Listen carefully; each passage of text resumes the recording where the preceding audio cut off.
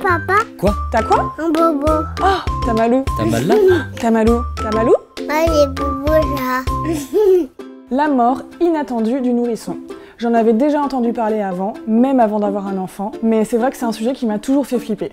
Maintenant que j'ai un bébé, j'ai envie de mieux comprendre pour moins avoir peur, parce que c'est clairement angoissant. Et j'ai envie de mieux comprendre aussi pour connaître les risques qui sont évitables.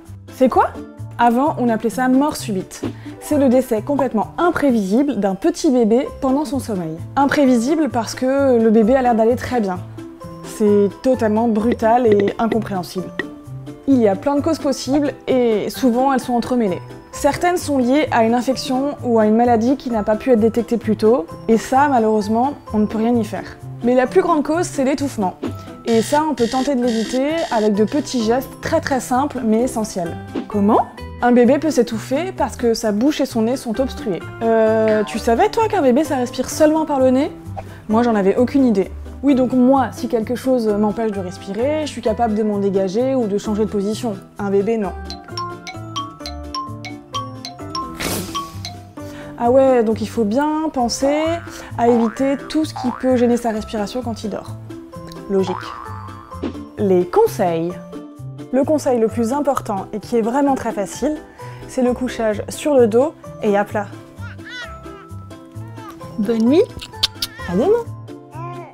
C'est bizarre parce que ma grand-mère ne fait que me répéter « Moi, de mon temps, on les couchait sur le ventre ». Mamie, depuis les années 90, toutes les études ont permis de confirmer que le couchage sur le ventre était dangereux pour les bébés. Et puis si tu as peur que ça lui fasse la tête plate à force de dormir sur le dos, tu peux le faire jouer sur le ventre, alterner les positions ou le porter quand il est réveillé. En fait, c'est surtout important de le laisser bouger librement. Et il y a encore quelques autres conseils très simples. Utilisez un lit de bébé rigide, par exemple un lit à barreaux, avec un seul matelas ferme, bien ajusté à la taille du lit et à plat. Alors, sans tour de lit, sans couverture, sans drap, sans cale-bébé, sans oreiller, mais avec une turbulette adaptée à son âge et à la saison. Sans collier, sans bavoir, sans peluche. Mais ça veut pas dire que tu peux pas l'endormir avec un doudou. Faut juste penser à l'éloigner après. Mais il faut aussi penser au tabac durant la grossesse, dans la chambre et partout autour de ton bébé. Parce que au-delà de la fumée, c'est surtout l'action de la nicotine sur le cerveau et les poumons du bébé. En fait, je savais pas, mais la nicotine empêche le réflexe respiratoire. Ensuite, c'est bien de contrôler la température de la chambre. Le mieux, c'est 18-19 degrés. Parce que la chaleur, ça aide pas à bien respirer. Et tu peux même le faire dormir dans ta chambre jusqu'à ses 6 mois. Comme ça, tu peux l'entendre s'il a besoin de toi et le rassurer.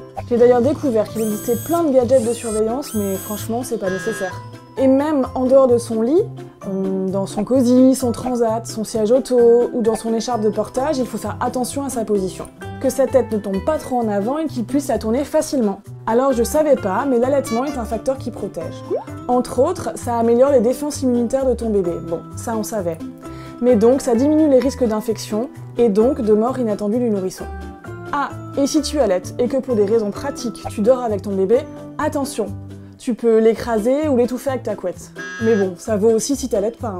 En résumé, un bébé, ça fait pas grand chose tout seul, c'est absolument pas autonome. Donc c'est à moi de savoir pour lui, en évitant les positions, les situations ou les accessoires qui pourraient lui obstruer le nez ou la bouche. Et pour ça, je retiens 3 conseils simples et essentiels.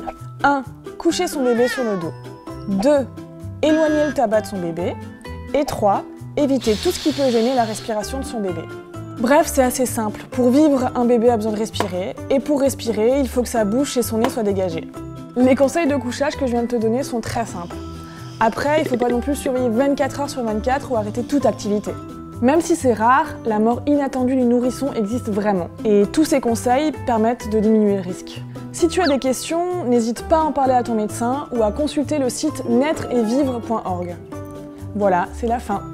Des bisous et à bientôt!